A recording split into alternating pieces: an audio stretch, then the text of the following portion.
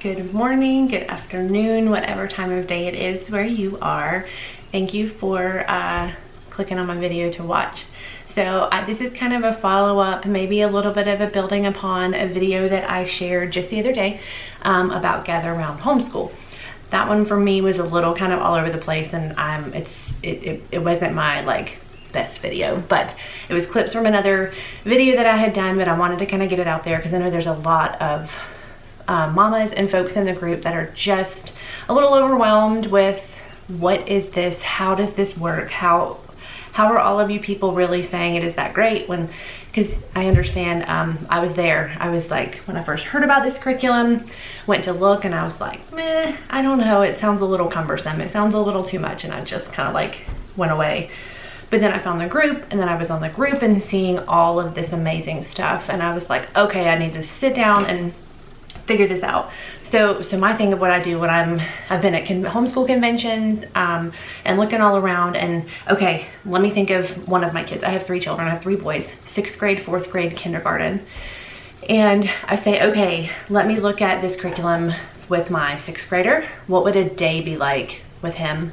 Go through it. Okay, what roadblocks do I see? What struggles am I already gonna see? Where are the tears gonna come into play? I've done this for years. I've homeschooled from the beginning, and we're in 6th grade, almost finishing 6th grade. And do that again for my 2nd son. Okay, we have struggles in this area. We don't do as well in this area. How is this gonna look? Am I gonna be able to survive this? Am I gonna be able to teach and do and overcome? And am I gonna make them hate learning? Okay, let's go to my kindergartner. You know, that's just how my brain works. And I try to make the best decision that I can for my kids in a given season. And that has involved a lot of curriculum research, curriculum purchases, and then not really buyer's remorse, but you know, you get into the year and you're like, oh, this is not working. And you're just like chucking stuff left and right. I've had some curriculums that were box curriculums that I wanted to burn. Might sound extreme, but if you have been there, you know. And here it's like, you're so excited at the beginning of the year, you're like, everything's perfect, let's get this going. And you get into it and it's like gridlock, crash and burn, and tears and frustration and frazzled. And it's like, okay, well, we're gonna do this. I bought this curriculum and I paid a lot of money for it. And you're gonna do it, so help me. And it just becomes into this trudgery of like, why would I want my kid to, like, why would they even want to come into the schoolroom? I'm already on edge, I'm already like frazzled, and then I'm bouncing back and forth. And that analogy of like a ping pong ball was so true up until just the end of last year, like before we started Gather Round. I was just, you know, every child, I was kind of tailoring to needs because we have very different learning styles. I would suggest if you aren't sure about what your kid's learning style is, that's going to help factor into things. So as far as like enriching activities that I do for my kindergartner, he's very tactile. So I have like this little wooden block thing. I have wooden puzzles that he does because his work and his workbook is not as load heavy as my older children. Even then, theirs is not even load, but he's finished, but he's still gonna sit at the table with us here in our schoolroom because I want him to learn and hear a little more of what we're diving into. And so there's that for him. And then I have a visual learner, I have a kinesthetic learner, and it's just those things. I can't force them and kill them death by PowerPoint, death by me running my mouth the whole time. I supplement with tons of books. I've got books, we have bookshelves, we have books all over our house. I utilize my smartboard that's behind me, and I pull up pictures. We look at Google Earth, Google Maps, we look at images, we look at YouTube videos, whatever I can to build upon the knowledge base and the information that is already in my teacher manual. We do, and we run with it because why not? There are also days that maybe I don't feel well, it's a really off day, because you know, we have various, like, you're never gonna have a perfect day every day. You just have to make the most of what you've been given and the opportunity and blessing that it is to homeschool our children. Like, that's, if you're in the thick of a really hard season, you can do it. And if you're thinking about this curriculum and you are like ready to throw in the towel, give it a try. Like, sever those ties with whatever it is that you have that you're using that is not working for you. It shouldn't be so hard all the time every day. it is going to be hard. It is hard. We're teaching the next generation and equipping armies for the future. So it's not going to be easy. It's not for the faint of heart, but for whatever reason you're there, God put you there and has equipped you with abilities to teach your children. Contrary to what the world is telling you, I've heard so many things. I've heard it all, you know, and you're out and during school time, oh, the school must be closed. Like, no, actually we're homeschooled. What? But yeah, I won't go off on that soapbox or rabbit trail. Squirrel. Yeah. But also just in doing North American birds, I was like, well, let's start with one. You know, we were coming off of a difficult season as a family. We are a foster family, and we had had a placement for over a year, and they left us. So we were kind of picking up the pieces. It was already hard enough as it was. So I was like kind of at my wit's end. And the more I looked at this curriculum, I was like, all right, we got nothing to lose. It can't get any harder. So we started North American birds, and I was like, it's birds. Like, let's see. And so I did the digital. My husband printed it for me. I had them bound. And as I'm looking at it and we're starting, I'm like, oh, like I cried almost every day for the first week.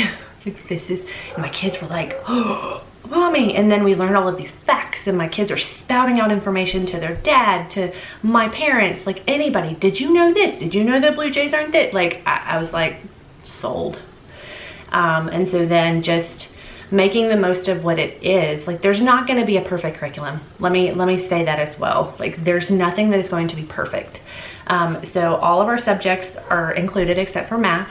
We use teaching textbooks for our older two boys, and then my youngest one uses Horizon. He's just a different type of a learner. And I'm also forgot to tell you, none of this is sponsored. Like, nobody's giving me this, paying me.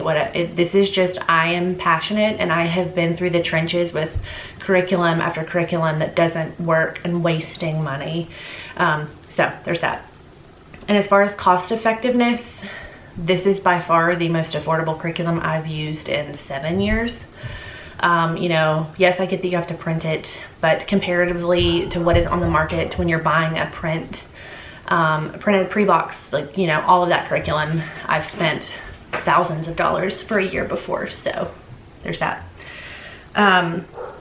So like I kind of mentioned briefly, like what led us to where I was ready to try something new, even though it was halfway through the year, but nothing was working.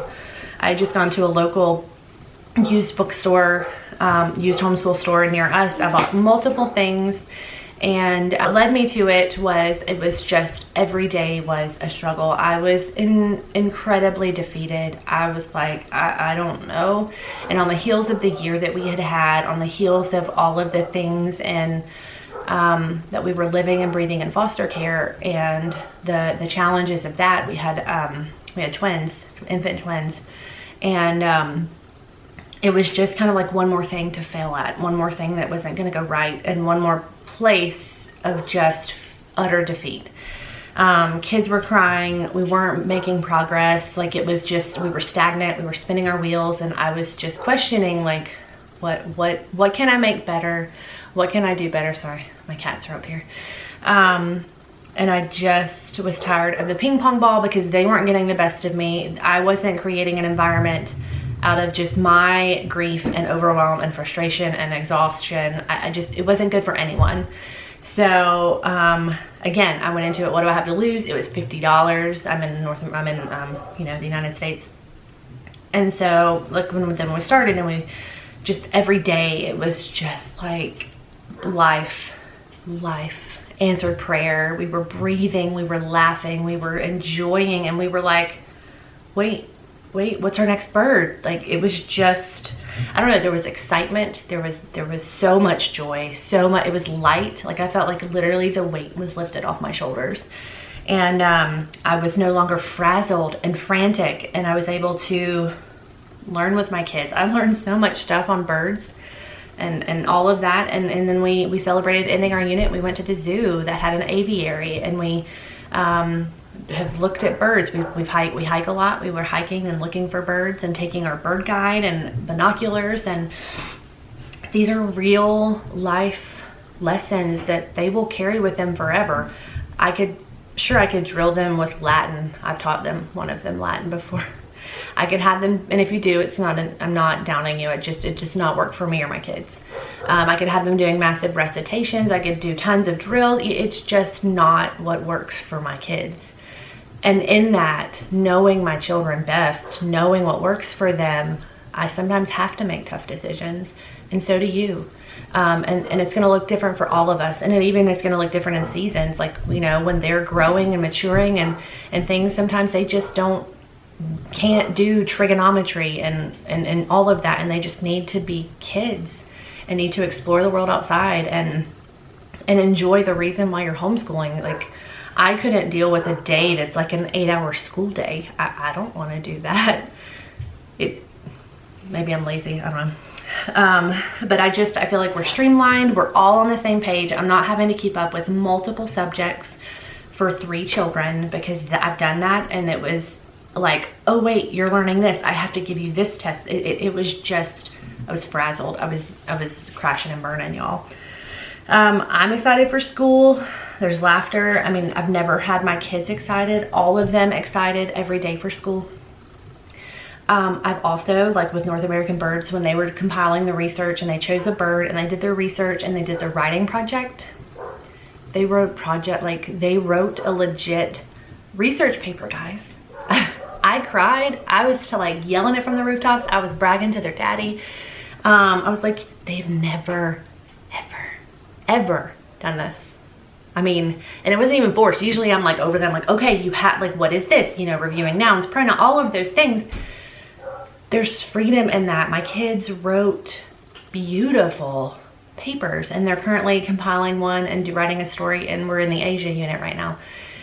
And I just am blown away, because I had fears. This isn't enough. This isn't going to be good enough. Like, I need to supplement. I need to still use whatever it is that we were using. I still need to use something extra. But I was like, you know what? No, I'm tired of always feeling inadequate, always not giving something the full benefit of the doubt. So I just dove in full 100%, let's do this and run with it. And I'm not looking back. I foresee this, you know, I'm thankful for, I followed Rebecca on Instagram for a while and kind of saw as things were coming about, but it just never really, it was in front of my face, but just never really clued in. And then when I did, it has changed our life. Not only just our homeschool and our education of our children, like honestly, my life, like there is just, okay, accomplishment, and we're making progress, and we are learning, and we're doing all of this together in our home. And it's not, my husband's not coming home to me a wreck every day or feeling super defeated. But also there's a lot of folks that, you know, wanting to add to, you know, whatever you're currently doing it with whatever, like a side study and a supplement study, like whatever you feel that you need to do that is for your kids, you do what works for you. There's going to be a lot of back and forth, and people in the group that do one thing, that some do this, and I only do this, and that's okay. That works for me. You have to be the one that, as long as you're fulfilling your state guidelines and what works for your family and your children and you're thriving, go for it. There's no right or wrong way. You have the ability and the wisdom and the insight to do whatever it is that works for you. So there's that. And it'll change season to season. One season you're like, oh, this is great. The next season you're like, oh. And rabbit trails. I've seen several people, some people are like all about rabbit trails. That's part of this. And then other people are like, rabbit trails give me hives. We don't chase rabbit trails every day. Sometimes my kids are not going to be all like, oh, a sponge every single day for every single component of what we're studying. So say today we're studying South Korea. You know, some days we dive super, super deep and we spend extra hour or two talking about giant pandas or watching a documentary. Other days we read, we do our supplemental videos, we read some books that have encyclopedias and atlas of food and, you know, those things. We call it a day. Rabbit trails are not about me. They're about my kids, and what struck them is like, oh, well, mommy, what about this? does it do this, or does it go here? Is it like, and we go with it. That rabbit trail can take 10 minutes. That rabbit trail can take an hour. There's no set thing, but I'm not gonna put a cap on my kids and their inquisitive nature and wanting to learn more. I'm gonna run with that on those days that it happens, because it doesn't happen every day.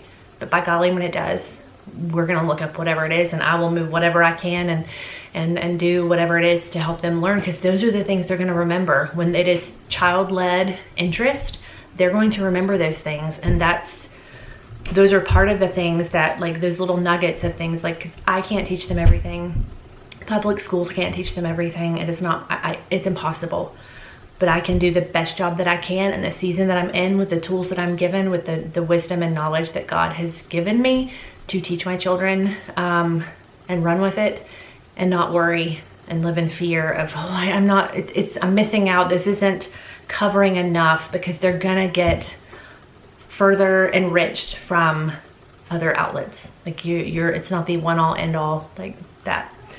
So I mean, I love how this is just, week at a glance, and I open it up. So, and then just again, open and go. So I know we're gonna be talking about the white-naped crane and the Korean church, trade and export. So that helps me to look for things that are safe and appropriate and like full of content for them. And okay, go to my encyclopedia of animals. Where do I need to look in my atlas? Like, it doesn't have to be suffocating, guys. Like, you can do this. It is simple, and don't get bogged down in having to do all of these other things. Like the book lists are an option. They're not required. Like, we do Audible, and I have some different ones that were on the book list that I did on there, and we listened to them in the car. We go on the way to church. When we were on our way to the zoo, we listened to Harry Potter, and so that was a good solid like 5 hours of listening to an audiobook when they could have been playing TV or whatever. If you hear a noise, my kids are like jumping on their beds above me upstairs. So if there's anything else that I didn't cover that you would like to see, please comment below. And there also, I have some other videos that have been asked for me to do, like my smartboard behind us. I'm gonna do a video on how we use it, how we were fortunate enough to come about having one, and how I incorporate that with homeschool, aside from just projecting our lessons and things. And then I'm gonna also be prepping to do our next unit.